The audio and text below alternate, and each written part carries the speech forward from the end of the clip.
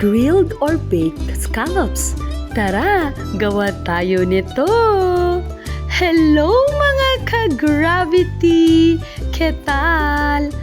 Meron tayong mga scallops na nakuha. Actually, in-order ko po ito.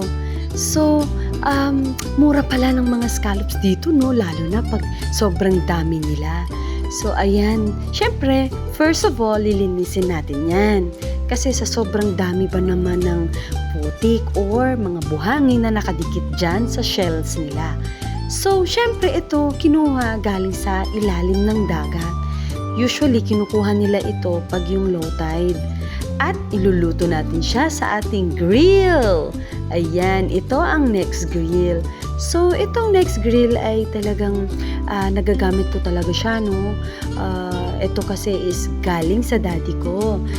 Binili niya ito sa US, kaya binigay niya sa akin ng isang grill kasi gamit nga naman sa aking shop. O, diba? Kaya dito natin lulutuin ang ating scallops. Yan. So, i-ready na natin siya, no? So, syempre, ilalatag natin siya isa-isa kasi gusto kong lutuin siya sa grill. Kasi hindi naman kasi kayang buksan itong shell nila. Napaka-closed talaga. Hindi ko siya pwedeng ma-open.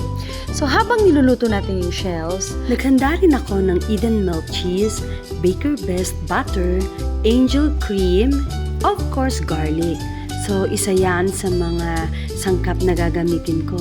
So, syempre, nag-ready din ako ng konting sugar and ang iba naglalagay ng pepper. Pero ako hindi na kasi syempre ang kakain is bata lang. So, sa sobrang dami ng butter, kailangan ko talaga siyang durugin ng maliliit. O, diba? So, ayan o, i-check natin kung luto na yung mga scallops. Yan, ni-ready ko na din pala yung garlic. Kasi maya-maya, dyan ko din lulutuin yung sauce, yung cheese sauce. Ayan, tinulungan na ako ni Tonet, no? Ang bait-bait naman ni Tonet. Kasi sabi nga niya, ang tagal-tagal ko na daw nakatayo dun sa grill. So, tinulungan na niya ako. Yan, ang bait-bait. So, yan, fast forward ko na para madali siya maluto at may natira pang konti na medyo hindi pa siya nakabuka. Kaya, diretso ko siyang niluluto pa talaga. Yan, nakulit ko na. So, yan, tatanggalan natin siya ng half of its shells. Tapos, i-ready na natin siya kasi ibabalik natin siya sa grill. At, bago ko siya ibalik sa grill, i-ready ko na yung cheese sauce. Siyempre, half of the butter, I cook it with the garlic. And ito pala, may sikreto pala ako. Kasi, pag mga quick melt cheese, ang sikreto dyan para hindi dumikit is basain nyo ang knife bago nyo hiwain. O, diba? May tip na kayo sa akin. Ayan. So, ready na yung sauce at iniisa-isa ko na siyang ilagay dun mismo sa scallops. O, diba?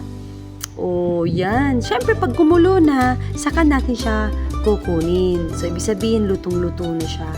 Kasi naluto na yung cheese sauce niya together with the scallops. Ayan mga ka-gravity, kaya try nyo na. I'm sure magugustuhan ng lahat. Thanks for watching. Bye!